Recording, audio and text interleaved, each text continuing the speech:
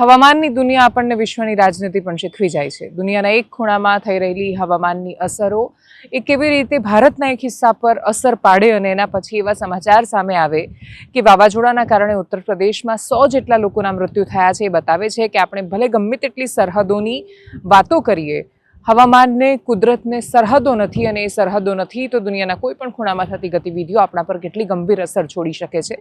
શરૂઆતમાં એના વિશે કરીશું વાત। નમસ્કાર, આપની સાથે હું દેવાંશી। આખી દુનિયામાં અનેક ગડમથલો છે। ઇતિહાસ રચાયો છે। નિક્સનની ચાઇના મુલાકાત પછી પહેલીવાર એ પ્રકારનો ઘટનાક્રમ આશરે 50-55 વર્ષ પછી એ સર્જાયો છે કે જ્યાં અમેરિકન્સ આટલી મોટી સંખ્યામાં અમેરિકન રાષ્ટ્રપતિની સાથે ચાઇનાની મુલાકાતે ગયા હોય। બે એકબીજાના અત્યંત દુશ્મન બનીને ઉભરી આવેલા દેશો એક સાથે આવી રહ્યા હોય એ પ્રકારની તસવીરો છે। એની વચ્ચે આખી દુનિયામાં જ્યારે યુદ્ધની સ્થિતિ થઈ ત્યારે હવામાનનો, ક્લાઇમેટનો એક મુદ્દો બહુ ચર્ચાયો।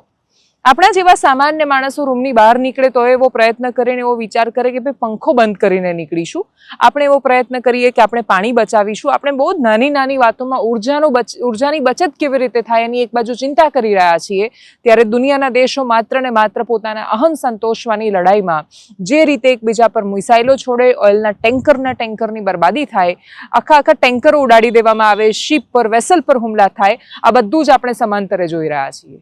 આપણે એવું કહીએ છીએ કે આપણે આવનારી પેઢીને શું આપીને જઈશું? આવનારી પેઢી જવા દો, આ પેઢીને પણ વર્તમાનમાં પણ આપણે વાવાઝોડા આપીને જઈ રહ્યા છીએ। બહુ જ સામાન્ય પ્રક્રિયા છે આ કે પશ્ચિમી વિક્ષોભના કારણે, વેસ્ટર્ન ડિસ્ટર્બન્સના કારણે ઉપરથી ઠંડા પવનો આવે। એ ઠંડા પવનો આવે ત્યારે ઉત્તર ભારતની મેદાની વિસ્તારની ગરમ હવા સાથે ટકરાય અને સામાન્ય વિજ્ઞાન અને એની સમજ એ છે કે એને કારણે સામાન્ય વાવાઝોડા જેવી સ્થિતિનું નિર્માણ થાય। પણ છેલ્લા કેટલાય વર્ષોથી વધતું તાપમાન એ એટલી હદે અસર કરી રહ્યું છે કે એને કારણે સર્જાયેલું વાવાઝોડું ઉત્તર પ્રદેશમાં એટલી તીવ્રતા સાથે આવ્યું, એ સિસ્ટમ એટલી અચાનક ફટાફટ બની ગઈ, ફટાફટ વાદળો બનતા ગયા કેમ કે હવા બહુ જ ગરમ થતી હતી તાપમાનને કારણે। એ ગરમ હવા બહુ જ ઝડપથી ઉપર જતી થઈ અને એ ઉપર જતાની સાથે જ ફટાફટ વાદળો બનવા માંડ્યા, ગાજવીજ સાથે વરસાદ થયો, બહુ જ પવનો અતિશય ઝડપથી ફૂંકાયા। પરિણામ એ છે કે અંદાજે 100 જેટલા માણસોના મૃત્યુ થયા છે। આ ગંભીર ઘટના છે। વાવાઝોડામાં તમારી પાસે સિસ્ટમ હોય, એલર્ટ હોય ને બધાના કારણે અહીંયા રસ્તા પર જઈ રહેલો માણસ અચાનક જ હોર્ડિંગની સાથે 50 ફૂટ હવામાં ઉપર ઉડ્યો ને નીચે પટકાયો, એ પ્રકારના દ્રશ્યો આપણે જોયા।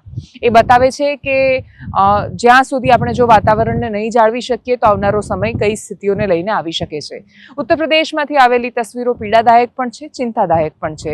વધતું તાપમાન એ ગંભીર સમસ્યા છે। ગ્લોબલ વોર્મિંગ એ માત્ર ભણાવવાનો વિષય નથી રહ્યો, એ સામાન્ય માણસના જીવન પર કેટલી અસર કરે છે એનું આ ઉદાહરણ છે।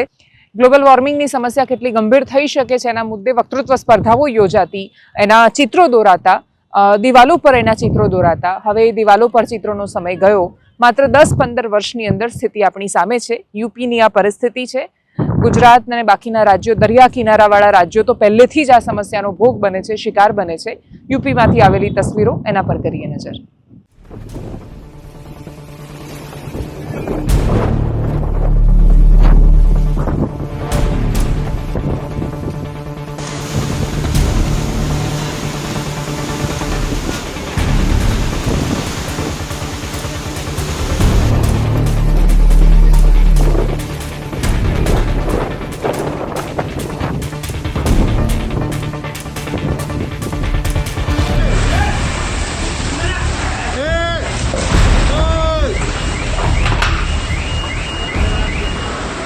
घटना हुई थी पूरी? वो जो है कि मतलब एकदम बहुत तेज लकूड़ा आ रहा था।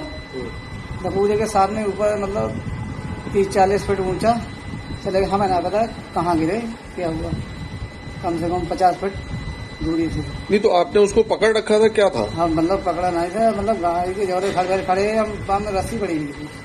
अच्छा। हाँ रस्सी पकड़ी थी और गाड़ी हमारी खड़ी थी, वो रस्सी पकड़ ली थी।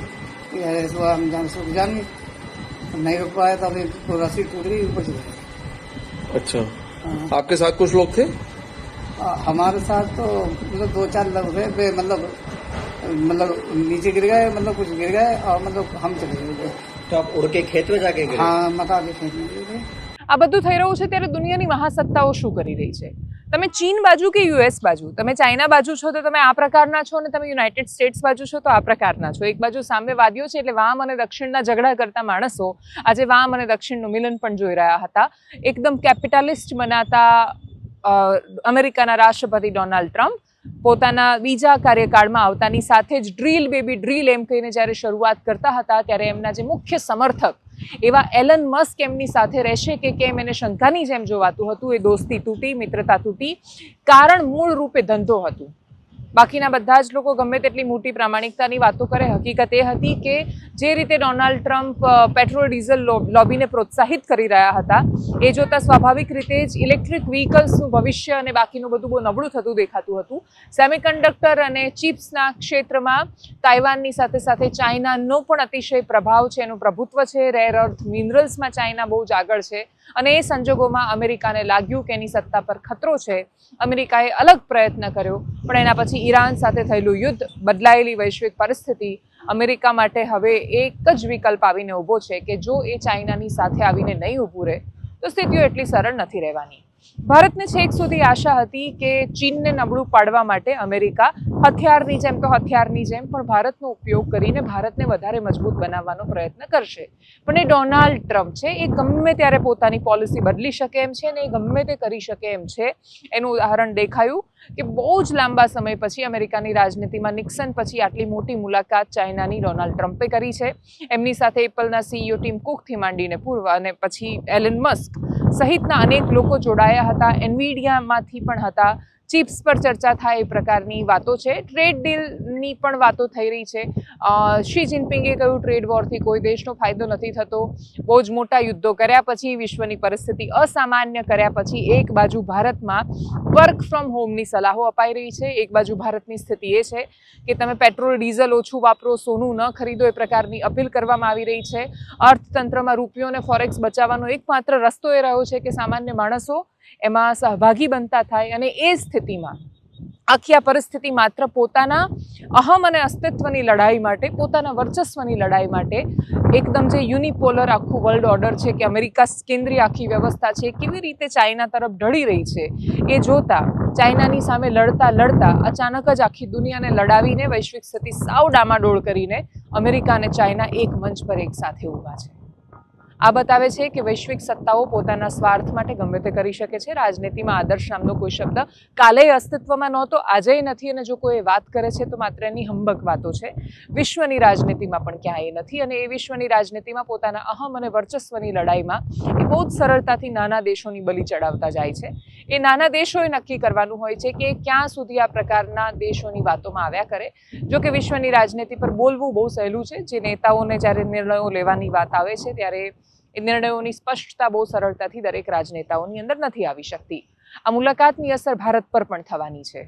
જો બોઈંગની ડીલ થાય છે એમની વચ્ચે, તો અત્યાર સુધીની સૌથી મોટી આ પ્રકારના યુદ્ધ હથિયારની ડીલ થવાની છે, જે અમેરિકા અને ચાઇના વચ્ચે 9 લાખ કરોડ જેટલી મોટી ડીલ થઈ શકે છે એની સંભાવના છે. શી જિનપિંગ અને ડોનાલ્ડ ટ્રમ્પ એક સાથે ઊભા રહ્યા અને બહુ જ સરસ મજાની સરસ વાતો કરી. એલન મસ્ક ફરી એકવાર ડોનાલ્ડ ટ્રમ્પની સાથે જોડાયા. પીટર હેગ્સેટ પણ એમની સાથે જોડાયેલા હતા. આ દ્રશ્યો જ પોતાની અંદર એ સંદેશ આપી જાય છે કે જેમ આપણે તેવું કહેવાય છે કે રાજનીતિ એ સંભાવનાઓનો ખેલ છે, વિશ્વની રાજનીતિ પણ સંભાવનાઓનો ખેલ છે. ચાઇના અને યુએસનું સાથે આવવું એ ભારત માટે બહુ શુભ સંકેત નથી. ત્યાંથી જે પ્રતિક્રિયાઓ આવી, કરીએ એના પર નજર. The relationship between the American and Chinese people goes all the way back to America's founding. The first American consul to China, Samuel Shaw, arrived on the first American trading ship to reach these shores in 1784. The Chinese merchants had a name for the Americans. They called their visions the New People.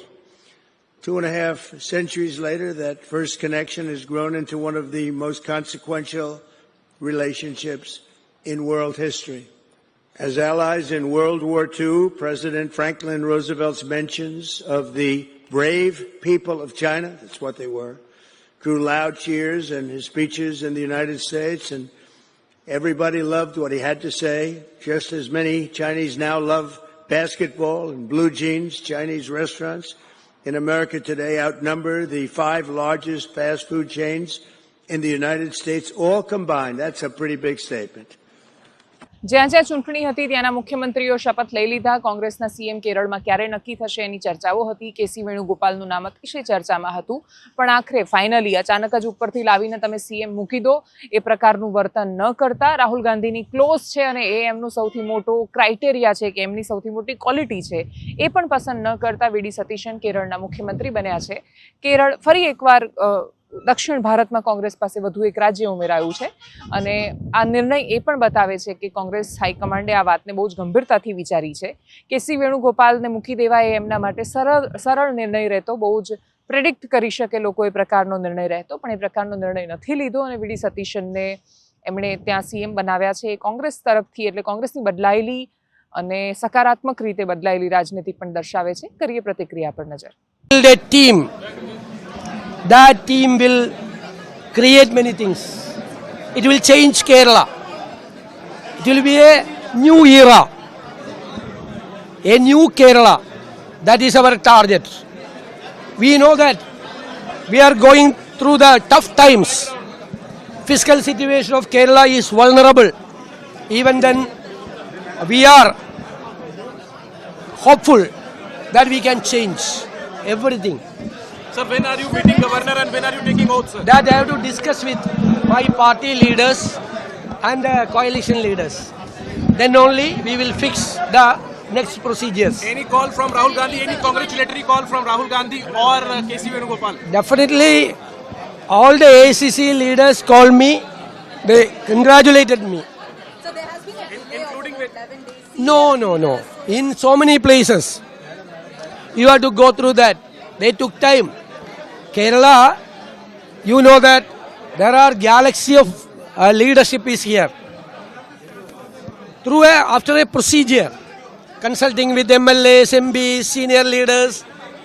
અને છેલ્લે અંધાધૂંધી ભરેલા વિશ્વમાં એક એવા સમાચાર કે જે સમાચાર બહુ જ નાના છે. ટેકનિકલી આદર્શ રીતે કાયદાકીય રીતે જોવા જઈએ તો એવું લાગે કે હા ઠીક છે, તમે એક મકાન બનાવ્યું, એ જમીન તમારી નહોતી અને એટલે જે મકાન પર તમને રહેવાનો અધિકાર નથી, 40 વર્ષ રહ્યા, સરકારોની કૃપા રહી, આભાર માનજો, બાકી ખાલી કરીને જતું રહેવું જોઈએ. જેનું ઘર, જે લોકો સરસ મજાના ઘરમાં રહે છે અને સાંજે સૂઈ જવા માટે જેના માથા પર છત છે, એ લોકો બહુ સરળતાથી આ પ્રકારના વાક્યો બોલી શકશે. બાકી પીડા તો એને ખબર પડે ને જેનું ઘર તૂટતું હોય આંખોની સામે. જામનગરમાં ડિમોલિશનના દ્રશ્યો સામે આવ્યા અને એ ડિમોલિશનમાં બહુ વર્ષોથી, 40 જેટલા વર્ષથી એક જગ્યાએ રહેતા બહુ જ વૃદ્ધ થયેલા વયસ્ક એક દાદા દાદી છે, એ બોલી રહ્યા હતા. એમાં તમે દલીલ કરવા જાઓ કે આમાં સરકારની ટીકાનો પણ સવાલ નથી. સરકાર પણ જ્યારે કોઈ નિર્ણયો લે છે ત્યારે એમના માટે એ બહુ જરૂરી નિર્ણયો હોય છે, પણ તમે જ્યારે એમને સાંભળો છો ત્યારે આપણને એવું થાય છે કે આપણને પીડા થાય છે. એ જ કદાચ બતાવે છે કે આપણી અંદર માણસ શેષ બચ્યો છે અને આ સ્થિતિમાં કહેવા માટે કશું જ નથી, માત્ર તમને સંભળાવવા માટે એમનો અવાજ છે. કદાચ આ અવાજ સંભળાય અને એની કોઈ અસર થાય. સાંભળીએ. આજે કહું ને કાલે કીધું આપણે ના બોલો, અમને ઠરી જાય તો માથા ચડતા આવ્યા. હવે થવા દે, ભલે થાય જે થાય. આ ઘણી થઈ જાય ખેલ બધું.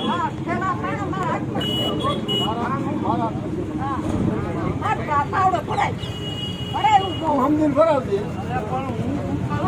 તારો વારો આવીએ, તારો વારો પેલા આવીએ, તારે માથે આવીએ બધું. એક પાવડો નહીં મળે, સમજો. આવીએ ને વારો આવીએ.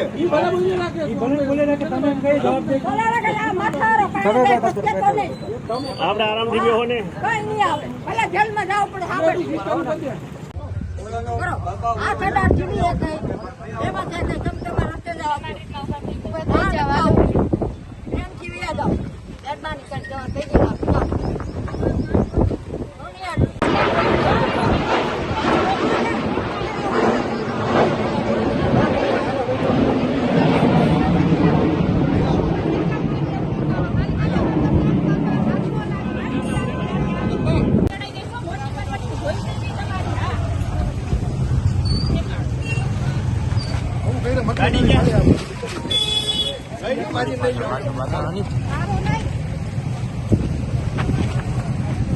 એમ ના કરો ને, કઈ મતલબ નથી મારી.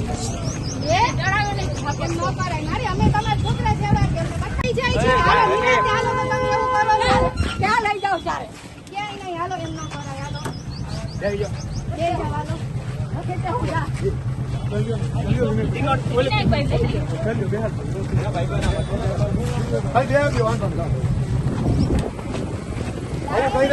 નથી ઓલી બાજુ હાથ લઈ લે ને ઓલી બાજુ હાથ લઈ લે. એનાલિસિસમાં અત્યારે બસ આટલું જ. જો આપ અમને યુટ્યુબ પર જોઈ રહ્યા છો તો સબસ્ક્રાઇબ કરો, ફેસબુક પર જોઈ રહ્યા છો તો ફોલો કરો, વિડીયોને શેર કરો. નમસ્કાર.